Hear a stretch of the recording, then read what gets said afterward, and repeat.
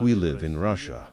Therefore, our country has its own characteristics, like every country, like every people. For example, we are very politicized. We really love to talk about politics. And at the same time, everyone, even grandmothers around 80 years old, think they understand the situation better than presidents. They know all the ins and outs, and they know that everyone must be judged. I would like to talk with you about this topic, but from another side. First, I would not like to judge anyone, especially since now is not the time. It is Great Lent, not a time for judgment. Secondly, not from that point of view, and not through politics, not about politics at all. Of course, not about politics, because it is not our business, not a spiritual matter. To get into the dirt of politics and economics, about which one could say, in the words of a well-known German classic, Satan rules there. This is not our area. But there is something that, it seems to me, needs to be said now. This year, if the Almighty Lord allows me even until September, I will turn 65, the 7th decade. I used to age. Now I have stopped aging. I have simply become an old man. And a whole series of things in my body tells me this. A whole series. My feet never used to get cold. Last autumn they started to get cold and still do. This is a sign. Blood circulates differently. That is it. Therefore, when my grandchildren say grandpa, primera sa, y super grandpa, ultra grandpa, that is it. The process of turning into a body is actively and vividly underway.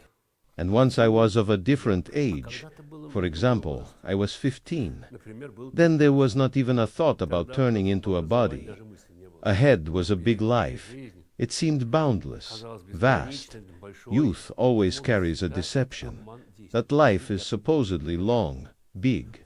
At my age, I remember the words of my grandmother at that age, who said, "It passed like one day and I did not notice it, as if I had not lived."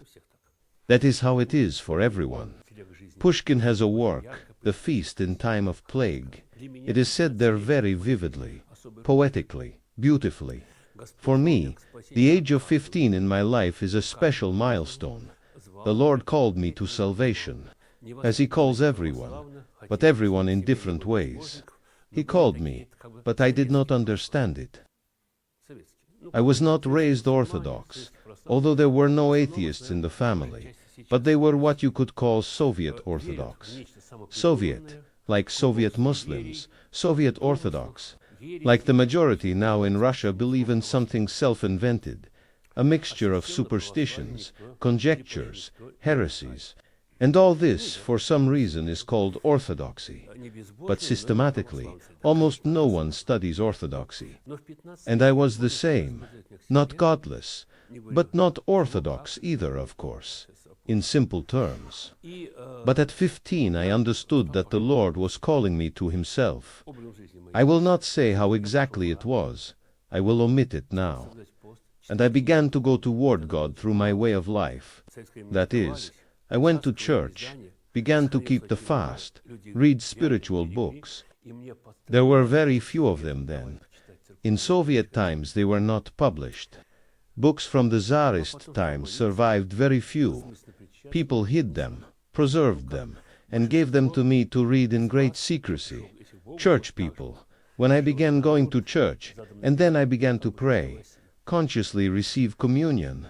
Not immediately, but like most of you who came to God, everything upside down, backwards, like most in Russia. And I knew how to read, loved to read, day and night. These spiritual books, which there were few of, I reread them many times. I also had communication with believing people, not modern ones. Not modern. This is very important.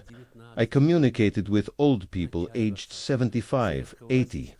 Some of them were born at the very end of the 19th century, at the beginning of the 20th. Soviet power, if someone knows the history of our country, for most people came in 1930. In 1917, we hung a flag on the Winter Palace, drank a lot of vodka and wine, shot cadets, but that is a separate phrase. The real revolution, the breaking of life, for 80% of the population was the moment of closing churches, collectivization, around 1930. That is, these people I am talking about were 30, 35 years old then, already formed personalities. And they were carriers of that spirituality, that pre-revolutionary one. Now there are no such people. I am telling you what you have not seen, do not know. I saw, I know them. These are completely special people. They are made of different material. Among them I communicated with those who loved the Lord and lived with Him from childhood, their entire life unchanged. Communication with them. Of course, enriched spiritually, simply over-enriched. I remember at that time I was given a small book to read, Antichrist, a deep thing, serious. On the topic of the Antichrist, interpretation in Holy Scripture, interpretations of the Holy Fathers, that is, not just anyone scribbled something, but saints, starting from Hippolytus of Rome. This is the 2nd century, and it ended there with narration on this topic by the Venerable Ephraim or Isaac. I now confuse Ephraim or Isaac the Syrian. This is the 6th century. That is, an ancient layer of Holy Fathers about the Antichrist, about the end of the world, about the second coming of Christ. I read it greedily, and then I communicated with old men. Interesting they were. Then there were none of these clean-shaven ones. All were human, with beards. Such, gray-bearded elders. And they told me, for example, words from one Yakov Ivanovich. May his soul rest in peace. He says, we, when we were children, would climb into the hayloft with a friend, take some breadcrumb and read the gospel about the Antichrist and say, the Antichrist will come. If we live to see it, how will we keep faithfulness to the Lord? Here I will interrupt and say, how many of you at age 8 to 9 thought about this? And I communicated with people who lived, breathed this from childhood. This is very strong. And in those conversations, everything I heard or read I did not subject to doubt. Well, that is how youth can be brought up. Everything, despite godless times, persecution of the Church, at that time already the decaying Brezhnev era, therefore persecution was weak. I also, thanks to the Creator, managed to sit in a psychiatric hospital for the name of Christ, but that was already mild. In Stalin's time, we remember, they shot, sent to camps, exile. I communicated with those people who experienced it, confessors as well. It was very interesting communication. So, what I read, I did not doubt at all. But many things seemed so difficult to imagine that I believed it would be, but sometime, maybe in 200 years. And when the old men told me, we will die, we will not live to see it, you will live to see it and see it, I understood it as a figurative phrase, that it will be soon, maybe you will live to see it, but that I would actually live to see it, of course not. Too many things, completely unimaginable. I understood it could be, but a lot of time had to pass for that. I was 15. Half a century has passed. I am 65. With horror and with hair standing on end all over my body, I testify to you. I did not think that I would live in the literal sense to this time, when all this began to come true right before our eyes. A lot of things, a lot. I will not talk about everything now. Only at the beginning, I said, there is a certain political component. Namely, now we know an event has happened, which besides political and economic consequences or causes, carries a spiritual component. That is what I wanted to say about the spiritual component.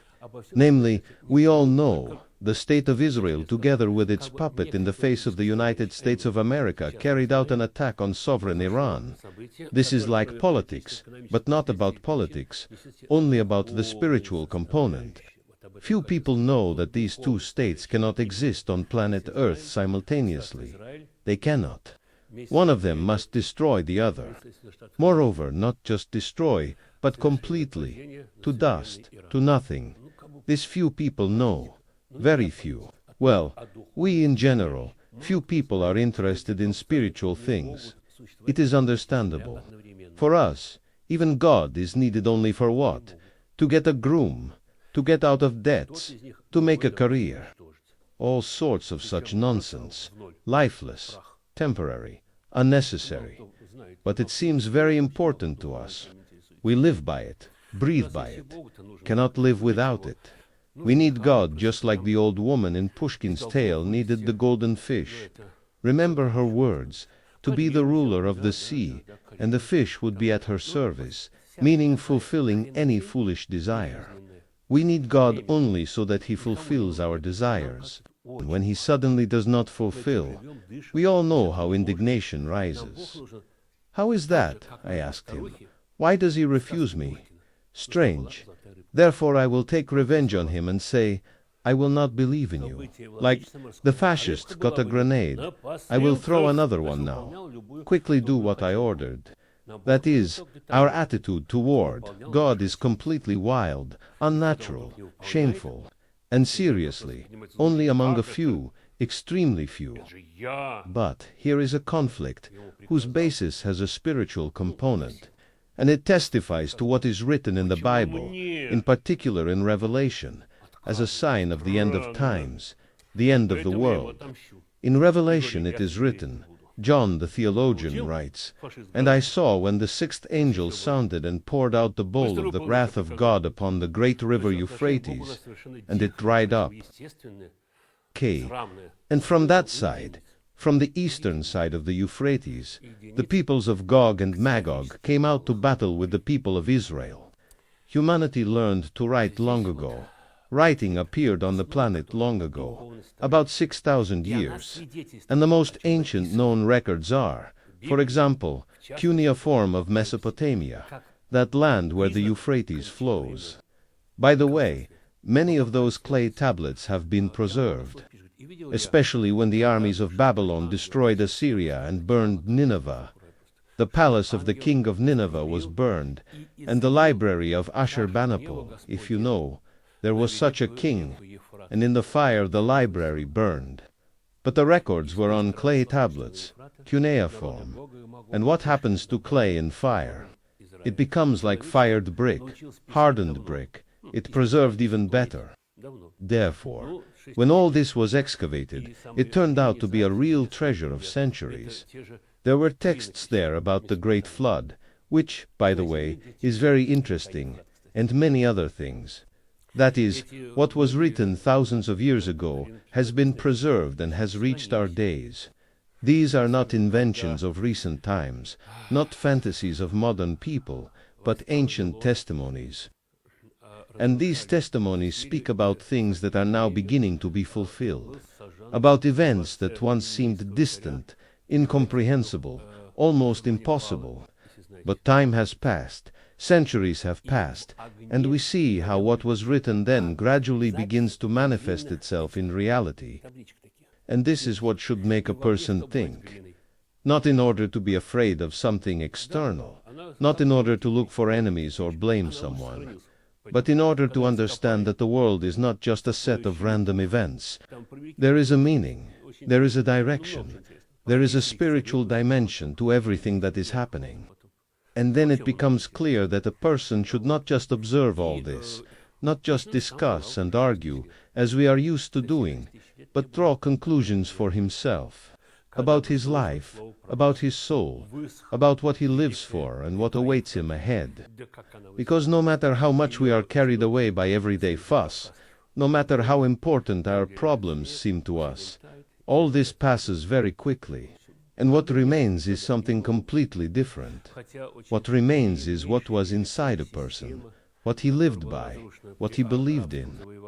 And therefore it is important not to miss this moment, not to postpone the most important things for later, not to think that there is still a lot of time ahead, because this is exactly what youth always thinks, and then suddenly it turns out that everything has already passed. And that is why I am saying all this.